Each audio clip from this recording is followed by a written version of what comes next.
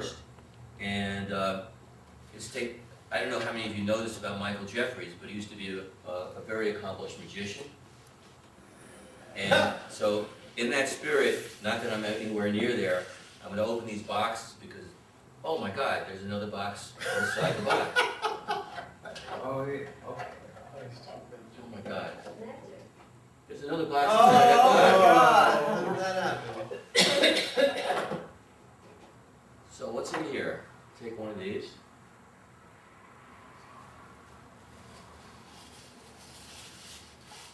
Don't open it yet. Just take one. Pass that down, take one, and give one to Dr. Lennox. Because I wanted to thank you guys for doing this. Oh. Okay. So just a little token of my appreciation. It's a box? No, it's, you can have the box. It's Buddha! A laughing Oh, Buddha! yeah, laughing Buddha. Thank Happy you. Buddha. Beautiful. Thank you, thank you. Thank you. Lovely, lovely. Perfect. Laughing Buddha. So now it's open to you guys. What I think we should do is try and keep the questions as brief as possible. And if you can, address them to one or more of the speakers and about what they've been talking about. Yeah, go ahead. I have two brief questions. You only get one. For Dr. One. You talked about your client with understanding, Oh, forgiveness, understanding, or forgiveness, yes. forgiving, well, you said understanding and freedom, Yes, freedom, yes. if I heard you correctly. Yes, yes. Now, if someone comes to you and said, oh my God, Dr. Lennon, thank you, I think I've gotten it. I now have an understanding. Wouldn't freedom automatically follow the understanding? Absolutely, it is possible that in order to get to a place of freedom, there needs to be some investigation of some understanding. I also trust my intuition, and in this particular story, she didn't need any understanding. She didn't need it. Okay, And I trusted that, all right. and hopefully I didn't Okay, and that the trust. other one I had was, if I don't dream, Okay. I do not dream at all, but I want to use an example. If someone sees themselves falling Yes. in a dream, how would you interpret that? You said you interpreted Well, dream. we live in gravity. We're born into gravity, and there's only one thing that can actually sort of bona fide frighten us when we're born, and that's fear. Loud noises too, a little bit, but I mean not fear, falling. So the idea of falling is sort of an organic and natural sense of fear that is built into us because it can ultimately kill us. So someone falling in a dream, it might be curious to sort of see where in their life do they feel out of control. So, I mean, my interpretation, if I hear you correctly, their life is out of control. Perhaps. And that's why. Or an they have aspect of that. their They life have is no out of control. All right, those are my two questions. Thank you. Great. Before I get to you, I wanted that Michael and I were talking. I just wanted to give him a chance to talk about it, the whole living dream concept, because I thought we really went through it a little bit, but maybe we didn't. Was there something maybe you and Moira want to talk about it some more, Well- about what it really means to say it's not a metaphor? Right, that's, I kind of spied that on yours. I just want, before we conclude tonight, I just wanted to share that when I talk about this being a dream, I gave a workshop a few weeks ago, deconstructing the dream world. I'm not saying it's as an analogy, like I'm not saying this is like a dream, that it's real, but it's sort of like a dream. I'm saying this is a dream. It is no different to me than the nighttime, what we would traditionally call our nighttime dream. And I just wanted to tell you, just briefly, some ways you can kind of get to see this on your own. And the first way I saw it, I was standing in my kitchen, and it just, I looked at this refrigerator 1,000 times, and in that moment, I had the very direct experience of realizing I had never, ever seen the back, the sides, a little bit of the sides, and a little bit of the top of the refrigerator. But I assumed it was there. And then I kind of turned around, and I looked at my living room, and again, I noticed that you never see any object in its totality. You see almost like a movie set. You only see what you look at. Like in a movie set, they only build the front of the saloon because that's all that's going to be on camera. And so if you just look around this room, can you do it right here? Look at this room. You don't see any object in its totality. You don't see all sides of the bricks, you don't see all sides of the chairs, you see only what is appearing to you, and your mind kind of fills it in. Your mind just says, well, yeah, but there's another part out there. Yeah, that's the mind filling it in. But what is your direct experience?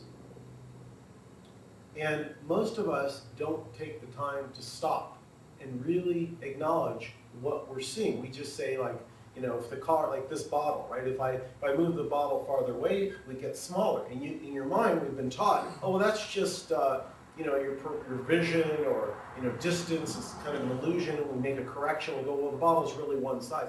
No, the bottle is changing sizes. It's happening so fast you can't see it, but the bottle is literally redrawing itself, like on a computer screen. That's what happens in a video game. It's happening so fast that the room, as the character's walking, is redrawing itself faster than the eye can see.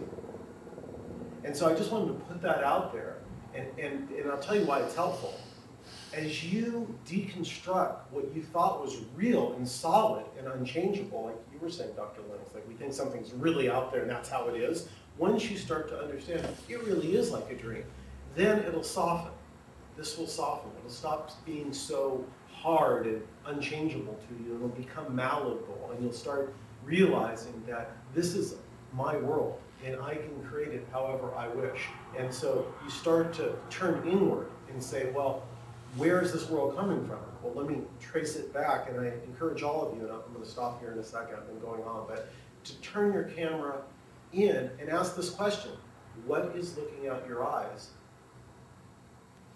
What is seeing the dream?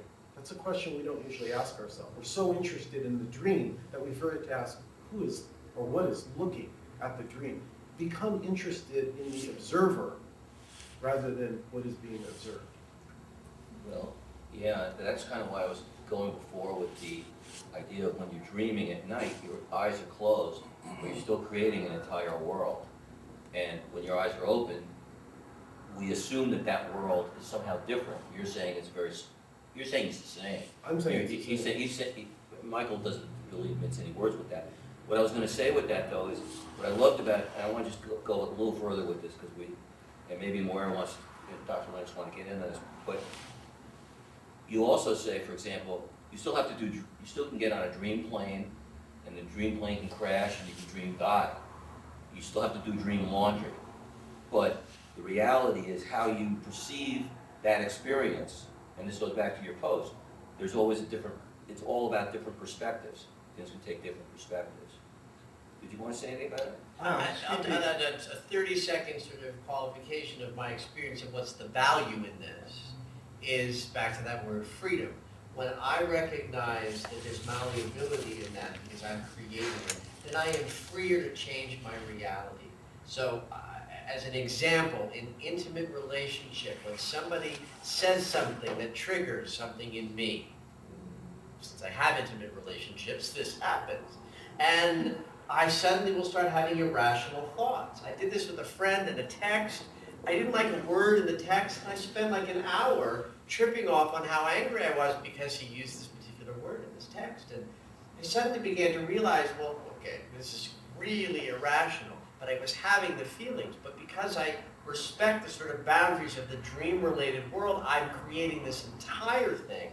I'm then able to either go to the person and say, look, I'm having an irrational feeling right now, then this is what it is. Then the person doesn't respond like they're being attacked because I'm not saying you did this thing. I'm saying I had an irrational, and of course in this particular situation, because it was so flippant irrational, I didn't actually have to say anything, because after a while I was able to let it go because I wasn't making it solid. That's so wonderful. I mean, I have to comment on it. Tom, can I interrupt you for a moment, please? No. You said after the break you're going to ask questions. Yeah. We're all waiting to ask questions. You already If did. took it back You to the have. board. You already Very asked much, questions. three You already beautiful asked it, but- presentation. People would like to ask questions. You're not allowing us to ask questions. I don't know why I not. think I allowed you 2 questions. Well, there's so many other people here who would like to ask questions. I'm gonna- You wanted to ask some questions. I think that if you just be patient with that, we've gotten a sort of a little extra little moment here, we'll bring this to All a right, close it for a shouldn't be moment, a comment and then after the we'll, break, we were all. I understand, but if you could be a little patient, we'll Yeah. get to do both. Fine. We'll wrap this Right. up, And and it we'll get shouldn't to I was it. gonna share something really quickly, because I thought it's important, relative to what was just being said about the dream thing. With an ex-girlfriend of mine, I've had a lot of things come up, and at one point we had a telephone conversation where I realized that, and this goes to what the dream is, what was going on in my head wasn't at all understood by her. It was all in here. And that's my interpretation of what the dream is. And I wanted to just let Moira finish, and then we'll definitely open up to questions. How do you help people see, if that's what I'm saying, how do you help people heal in a way so that they understand this flexibility or this malleability that Dr. Lennox was talking about, and be able to change things?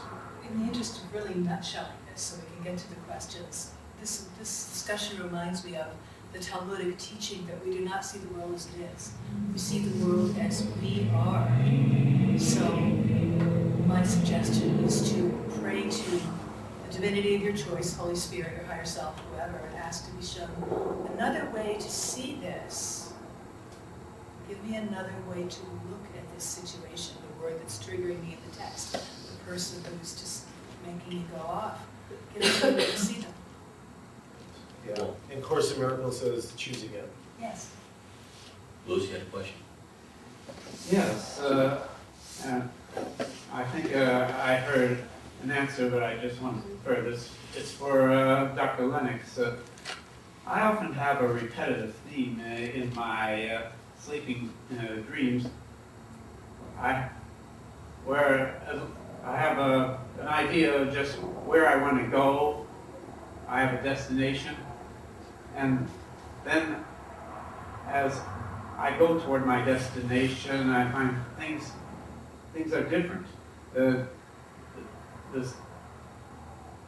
I've lost all sense of direction. This wasn't here before. That road wasn't here before. I'm getting lost, and it's about that time then I wake up when there's more and more chaos and uncertainty, and my rational explanation is that I'm starting to wake up, and so the dream's becoming, as you use your word, malleable. I'm wondering if you have any comment to add to my Sure. observation. Well, one observation I'll have is it doesn't sound like a dream, it sounds like life. There's many, many, many ways to look at dreams and work with dreams. There's not just one, there's no wrong way. But the one thing that I would sort of invite you to consider is that, especially in recurring dreams, dreams have a capacity to compensate. They help balance us out. And so my joke that this sounds a little like life is confusing. Things are not where we expect them to be. Things appear to change and shift, and that causes stress. We go to sleep and we have a dream that is helping us work that thing out. How does it feel to feel like I'm not in control with where things are, I'm not getting my intentions met? And we then wake up more prepared to deal with a changing world, a world that is not expected. So on a certain level, these dreams are to be honored for their helpful quality. They might suck to be in, but they're going to make you better in your waking life at dealing with moments when you feel confounded by what life is throwing at you. And this is always the case, I believe, when a dream has a recurring quality. Because then it's recurring when the stresses in your life are causing that particular tension to be in your consciousness. That makes sense. Because if things don't go according to Plan. or plan, Yeah. then I look at myself. How do I deal with that? Yeah. Am I used to things being a certain way? Yeah. The dreams are probably helping you Yes. be more graceful. Very good. Clark, could you have a question? I have a question. I've been really enjoying actually I had a resistance to come here. And now I'm glad I came. So thank you, Tom, for inviting me. and I trust your intuition, and my own. But I listen to all of you and the comments and questions, and it all sounds wonderful, and I want to continue to listen. But I would ask you, all of you, if any one of you wants to step out and answer the question. I'm a more pragmatic person, and this all sounds wonderful, and just it's like a lullaby to my ears. But give us like a few steps, concrete steps, how to liberate true selves in this world. Because I'm gonna have to go home and sleep and brush my teeth and get up in the morning and eat again. I want to hear something along those lines. Practical. Yeah. I'll give it a whirl. So much of our difficulty and pain in life comes from our resistance to what is. We think that life is wrong, that the person is wrong, that the decision is wrong, the situation is wrong. It's so bad that this happened. It's so wrong that this happened. So a practical exercise you might bring to yourself when you're feeling aggravated, irritated, cut off in traffic again. So how can I accept this right now? How can I let go of fighting what is and let the person just cut me off in traffic, just let the person say what they said and let it roll off of me? What needs to happen for me to stop making a drama out of this? What needs to happen for me to let go of experiencing this as an attack, which makes us defend ourselves, which brings up our resistance, which locks us in the dream, because as we fight it, we make it more real. Like you say, as you fight it, it becomes more valuable, it becomes less valuable. It feels more like reality. Everything went wrong today. There you are affirming, and the universe being very cooperative says, okay, everything goes wrong today. It's very efficient that way. So when you go into, how can I accept this? How can I let go of the judgment? Oh, there I go judging again. Without judging the judgment. But just, okay, here I am doing that judging thing again. You just breathe and let it go. Breathe and let it go. Breathe and let go of the judgment. Let go of the resistance. Let go of fighting what is. And just, it just is what it is. And one breath at a time, one release of judgment at a time, you lighten your life, you lighten your being, you lighten your experience of life, because you're not carrying around the weight of judgment, which makes everything seem heavy and difficult. Yeah, I'll take a stab at it too, Darva. Thanks. Good answer. Yeah, and just to kind of affirm what she's saying, did anyone attend Jeff Foster's Deepest Acceptance talk?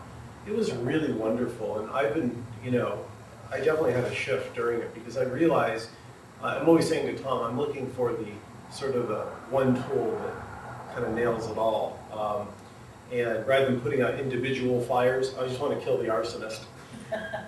And the deepest acceptance, what that means is, it's not asking you to like what's going on in the moment. It's just saying to acknowledge that this is your moment. All of it. It could be one moment love and light, and there could be amazing stuff, and then there could be a little bit of conflict and arguing about question. That too is accepted. What I noticed that the mind does when it's still caught up is it can often go into story and prolong whatever experience that we didn't enjoy the first time it appeared. And yet, it's the story that Tom likes that I tell about the two Zen monks crossing the river, and he carries the girl over the river, puts her down, 5 miles later the other one says, I can't believe you touched that woman. We're not supposed to, you shouldn't have carried her. He says, I put her down 5 miles ago. It is you that is still carrying her, my brother. And that's what we do. So I would say, if you want a practical thing, start to notice when you go into story, when the event's over. If you have an emotion, like if there's something conflict, feel it in the moment as it's occurring. And then when it's done, it's a fresh new moment. And so it suddenly makes no sense to carry over the past moment into what is now a fresh new moment. Oh, well, that's easier said than done, Well, I'll address that. I'll address that, Well, that sounds because it wonderful. is easier said than done. This is hard fucking work, Yeah. okay? And so the best way to find out who you need to sort of start working with is who you're talking to the most, who's not in the room, okay? So in my world, I'm not allowed to talk to anybody who's not in the room. And mostly I'm brushing my teeth and I'm talking to someone who's not in the room. Okay, so if I'm speaking to someone who's not in the room a lot, and they waft to the top of my list because of something that happened or some, real or imagined slight, then that's a perfect opportunity for a little forgiveness work. And a forgiveness letter, not to be ever mailed, is you sit down and you write, okay, it's Frank, and it starts with, I'm angry that. And I'm angry and you're such an asshole. Then the next tier is, I'm sad that. And if you've done the angry work and the writing well enough, there'll be some feelings that come up. And then the third tier would be, the deep desire of my heart now is. And the deep desire of my heart now might be that you fall off a large, cliff and die, and then you're not quite ready for forgiveness. But the deep desire of my heart might be that I'm free of this, that I don't have to speak to you in my head anymore. See what I'm saying? Mm-hmm. So it's like that idea that what Michael brought up is that we are living in story. Then that's a tool. Use that tool to find out where you can start doing some of this releasing work. And you do it with this very practical, sit down and write a letter. Don't mail it though. Burn it. Thank you. Yeah, the mind judges at every moment. Yes. You walk in the door and you start, oh gee, I like the color of that wall, and that's a beautiful painting of the Buddha, it's very lovely, and that's such a nice waterfall. The mind is constantly... You have such nice judgment. Thank you. But the mind is constantly doing its thing, and you really have at some point no control over it, and by the time you realize something, it's still going over in your mind. So it's like, where do you, okay, sorry. No, I'm sorry. Oh, okay, where do you then, do you stop at that moment and say, oh, look, my mind's here and it's there and it's over there and it's judging this and it's judging that, or just let it go and say, oh, that's my mind just doing its thing, because that's what the mind does. So Esther, I have a question for you. Yes. Are you your mind? Are you your mind? Those thoughts, are those thoughts you? Interesting question. I'd say that I can own it because they're coming out of my head and they're not coming out of his. So I would say that I have to own those thoughts. Where they're coming from in particular, I wouldn't know if it's coming from my subconscious or if it's coming from conscious or wherever it's coming from. So am I? Yes and no. It's kind of a mixed bag for me. Yeah, this is the inquiry work. You know, we sometimes, it's so funny how messed up we are, because things we have no control over, we try and control, and things that we already are, we don't want to look at. So this is sort of doing a reversal. What doesn't change in you, and that's something that only you can do the work, Esther. You have to go in and notice that, is there something in you that's never changed? What's looking out your eyes right now, is it not the same that looked out your eyes when you were 5 years old? So when you get to the point where you can start to introduce yourself, so to speak, to this changeless awareness, suddenly it doesn't matter what the thoughts say. The thoughts are society, conditioning, our upbringing, genetics, go through the whole list. But it's just detaching and holding them lightly. That would be my advice, to start to hold all thoughts lightly. Yeah, letting go of the idea that just because I think it, it must be true.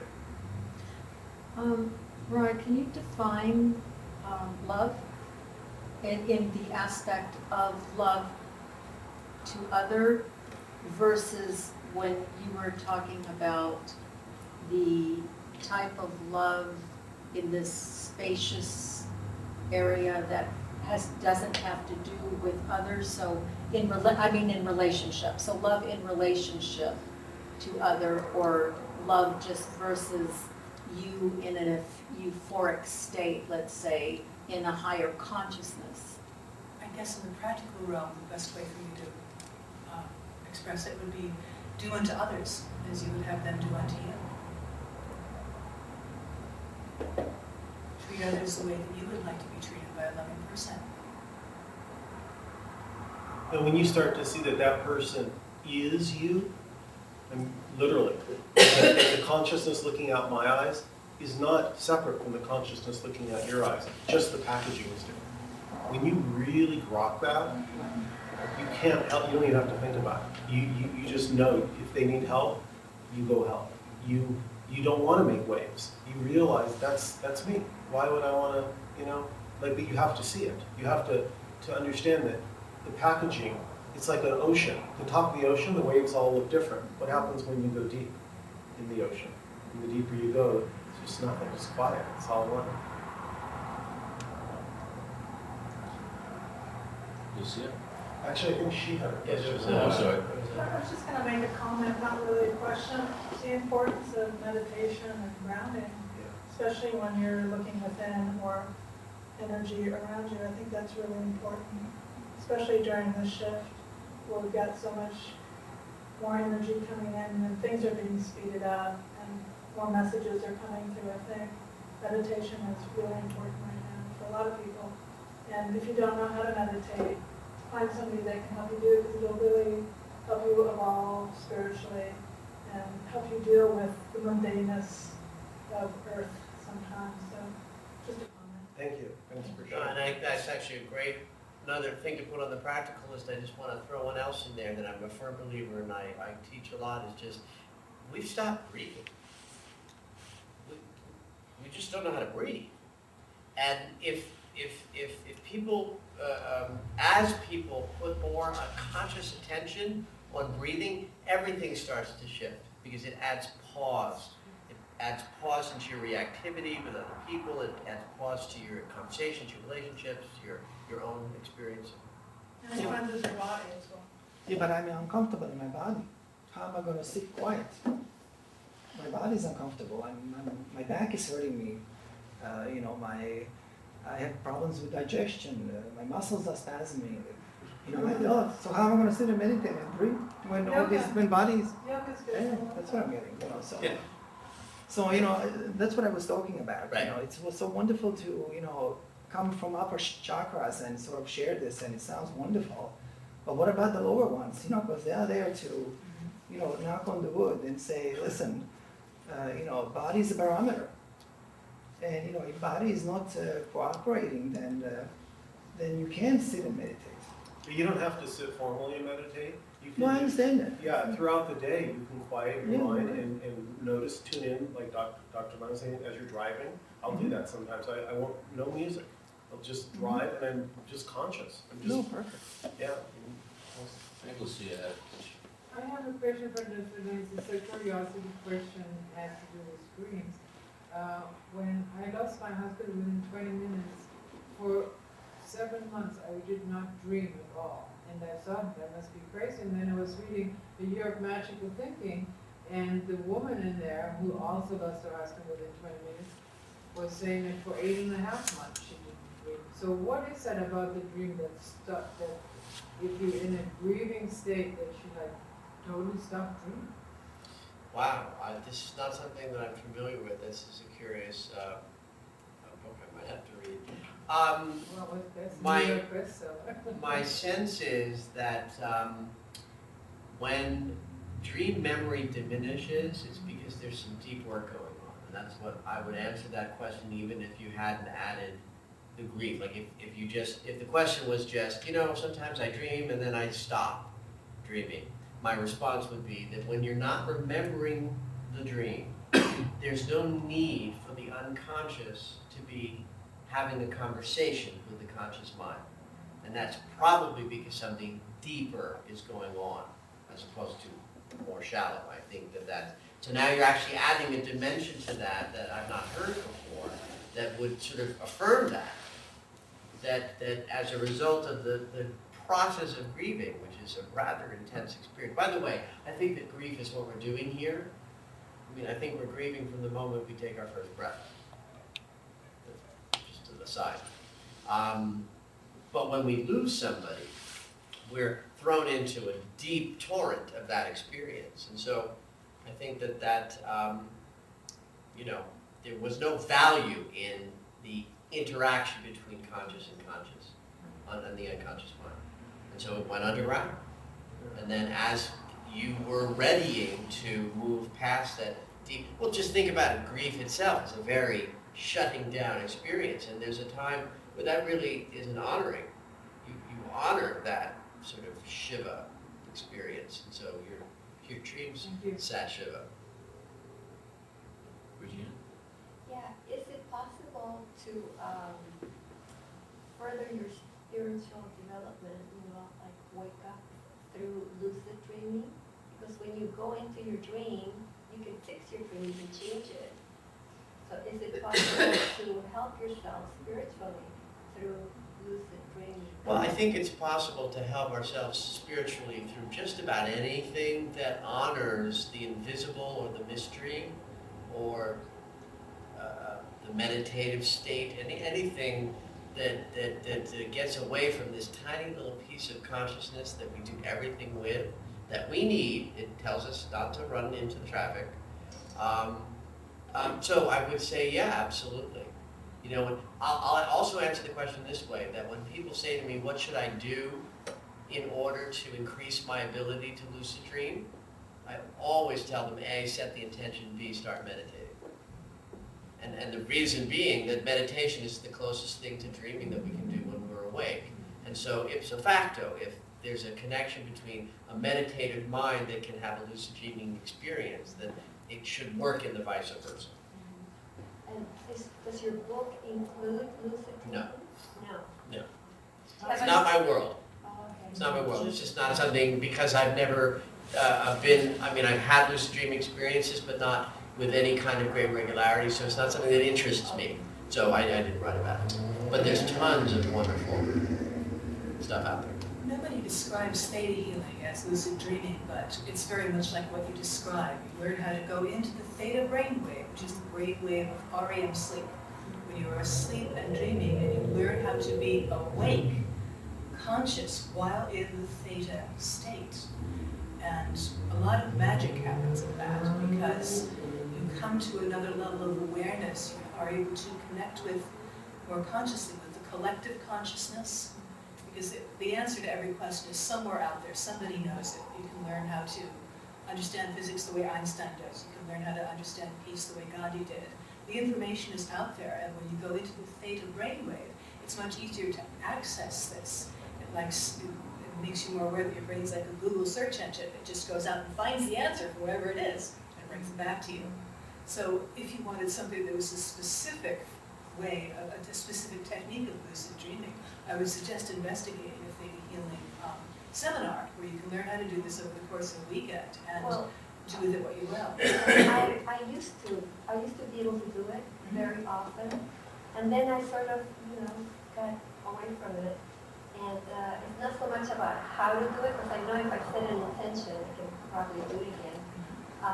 But I just want to find out more about it, because it was amazing. It gave me so much. Why did you stop doing it? I don't know.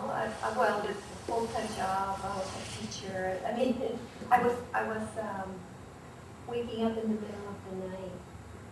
I was awake a lot. Yeah, I wasn't getting a lot of rest. Okay, well, it's 9 o'clock. Oh, you want? Go ahead. Just 1 minute. So if I were to end tonight by just sharing one little final little tidbit, is to start to fall in love with what you are. Become as interested in what's looking out your eyes. We're so fascinated in improving our position in life. Better house, better car, more money, better relationship. It's all out there. What about the beloved? People talk about wanting to awaken. I say, well, how many hours a day do you spend being present, or at least attempting to meditate, like we were just talking about? And they know none. Well, there you go. So start to, because that's what happened to me. I didn't care about anything else. I want to know what is looking out my eyes. What am I? Who am I? And that kind of took over. Now, I don't know why that happens to some people, and my sister could care less about this stuff. She'd say, you're talking Greek to me, I gotta go back to the Charger game, and she'd want, that was her thing. But for me, this became all I cared about, my passion. So if you really want to discover, it's all in you. It is looking out your eyes, and I mean literally looking out your eyes. But we're so kind of enamored with the magic show out here that we don't stop to see who is actually doing the looking. So that's my little tidbit for you. Get interested in what's looking. Cool. Thanks a lot for coming, everybody. And I guess we'll stick around a little bit if you have time. And I'm happy to autograph Tom's book. Okay. And I know Dr. Lennox has a long trip back, so we're gonna close out the formal part, and thank you very much. Thank you. I saw it. Call that the tip. The tip of the Tip of the iceberg.